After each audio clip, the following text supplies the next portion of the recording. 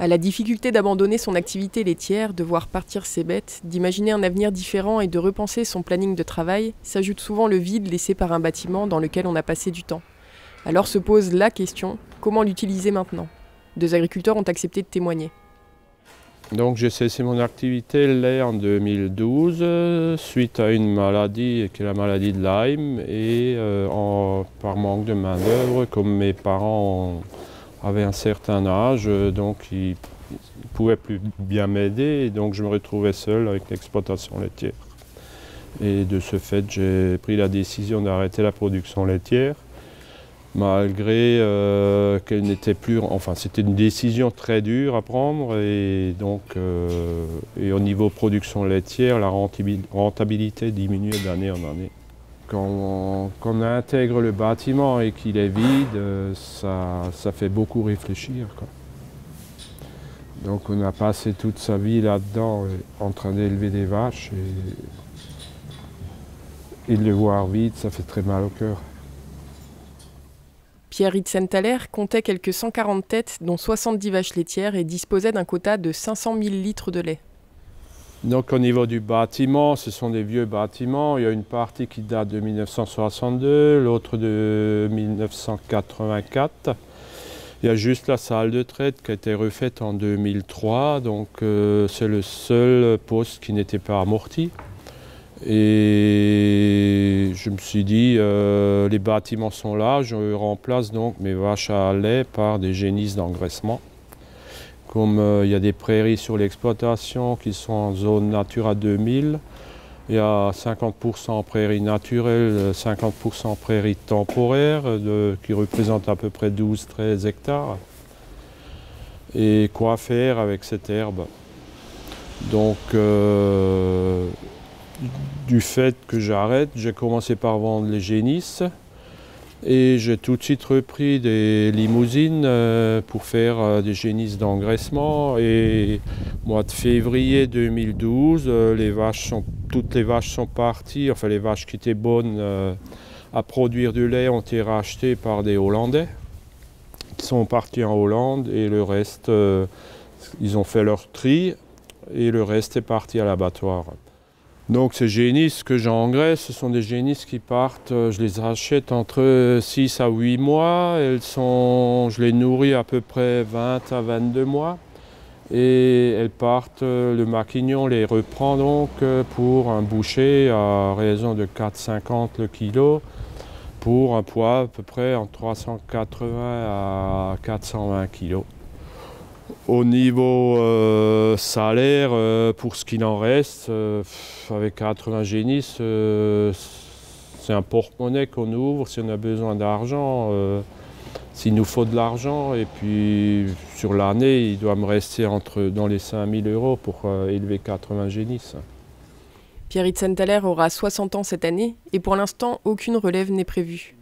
Comme c'est dans le village, la seule chose à faire pour la suite de ce bâtiment, c'est de le détruire et de faire une occupation soit en habitat ou autre chose, ou alors louer le bâtiment pour du stockage, ce qui m'étonnerait fort bien, quoi. Disons, à l'époque, dans le village, il y avait une ferme à côté de l'autre, et puis ça s'agrandissait d'année en année, et maintenant, les éleveurs sont en voie de disparition.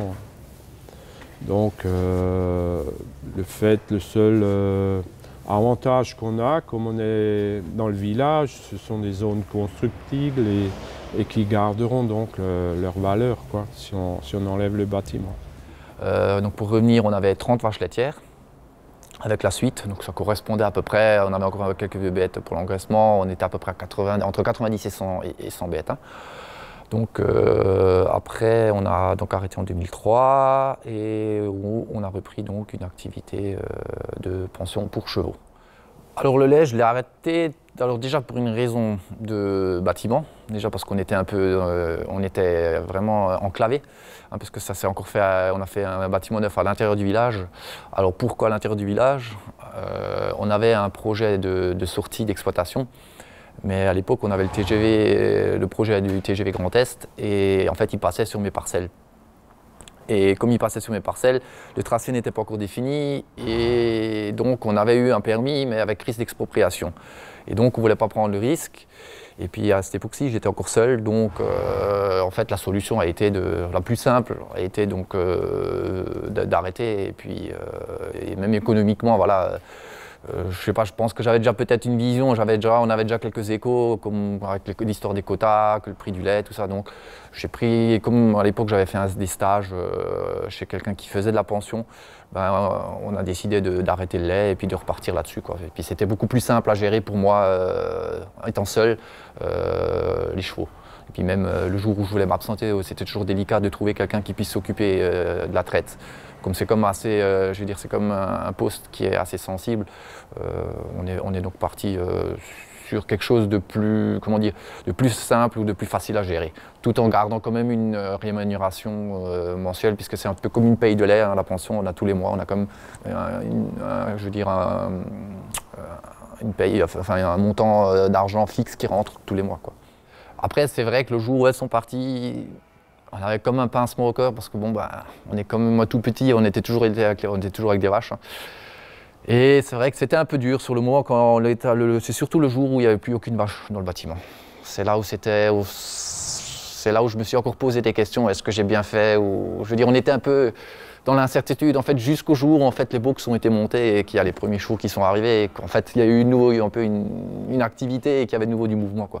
C'est vrai que le premier mois là, parce que comme pendant un mois il n'y a plus d'animaux, hein, c'est vrai que là c'était un peu dur. Mais bon, après aujourd'hui on regrette pas, puisque finalement voilà, je veux dire, je pense que c'était une bonne décision. Après, il y a eu quelques modifications à faire parce on a dû supprimer les coronadis, il y avait des murets, il y avait une aire d'alimentation qui était un peu plus surélevée, donc on a dû casser tout ça. On a dû refaire un peu de maçonnerie, mais bon, rien de bien compliqué. En fait, tous les tubulaires, tout a été revendu, donc ça a été revendu, c'est des agriculteurs qui l'ont racheté. Et après ça, on avait comme la dalle était là, donc en fait les box c'était des box préfabriqués, préfabriqués c'était par panneau, donc en fait c'était que de l'assemblage, hein. C'est un peu comme du Playmobil, en fait on a tout mis ensemble, on a installé un système pour l'eau chauffant pour l'hiver pour que ça gèle pas, mais en fait voilà, le bâtiment en soi, il n'y a pas eu extérieurement, on n'a pas eu de modification à faire. Il y a juste quelques portes qui ont été rajoutées, enfin quelques petites choses. La salle de traite a été démontée. À la place, on a mis la sellerie, donc pour que les gens puissent stocker leur matériel. Au-dessus de la salle de traite, on a fait même un petit clubhouse. Enfin voilà. Après, à l'extérieur, on avait un petit parc derrière. Ça s'est transformé en carrière et en ronde-longe en fait, et quelques paddocks pour pouvoir lâcher les chevaux en hiver et pour permettre aux gens de monter, de faire travailler leurs chevaux. Économiquement, il s'en sort mieux. Par contre, il a fallu s'adapter humainement. Accepter d'avoir du passage sur sa ferme perpétuellement et gérer la relation avec les propriétaires de chevaux. Et puis sa passion pour les vaches ne s'est pas éteinte avec le temps. Du coup, il a quand même fini par en reprendre. Et c'est vrai qu'à un moment, il y a eu un manque. Et finalement, on a comme repris des bovins. Hein. Bon, par contre, pas des laitiers, bien sûr, parce que bon, ça, on n'aurait pas pu. Mais on est reparti sur de la vache allaitante. Et c'est vrai qu'on a refait un bâtiment aujourd'hui, à l'endroit effectivement où j'avais le projet de faire ma sortie d'exploitation en lait. On a fait un bâtiment pour les allaitantes et on a aujourd'hui voilà, un petit troupeau de vaches allaitantes et où on commercialise une bonne partie en vente directe. Donc est-ce que c'était, voilà, finalement, ça s'est quand même fait, mais différemment, c'est que ça devait se faire comme ça. Et puis c'est vrai que maintenant, je suis bien content parce que j'ai les chevaux, les bovins, et puis en fait, quand j'ai vu un peu trop de monde ou quand il y a trop, je me réfugie un peu chez mes bovins et là-bas, je me retrouve un peu au calme et j'apprécie de nouveau ces quelques moments voilà, de calme en présence des vaches, quoi. Les bâtiments de Pierre et Nicolas se situent tous deux en agglomération, et les deux l'utilisent encore pour une activité agricole, mais ils auraient la possibilité d'en faire facilement autre chose, contrairement à des bâtiments situés hors agglomération en zone agricole. S'il est en zone urbaine, ça pose pas de problème, le changement de destination vers n'importe quelle autre utilisation peut se faire sans souci en général. Si on est en zone agricole, ne sont autorisés que les bâtiments à destination agricole, donc il faut un changement de destination. Et il faut une modification dans le document d'urbanisme pour permettre ce changement de destination.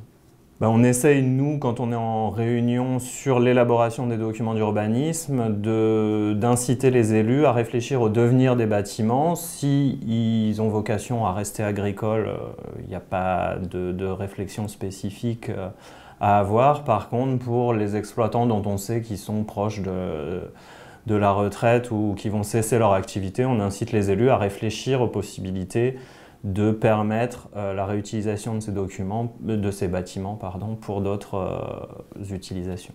Après, il faut regarder aussi en fonction de la localisation du bâtiment et de ce qu'on veut y faire. Il ne faut pas qu'on y mette une activité après qui pourrait avoir aussi un impact négatif sur l'activité agricole qu'il y a autour. Il y a ça qu'on doit aussi obligatoirement prendre en compte par rapport au code de l'urbanisme, c'est si on autorise un changement de destination ou une nouvelle activité, que ça n'ait pas un impact fort sur l'activité agricole qui reste autour du bâtiment.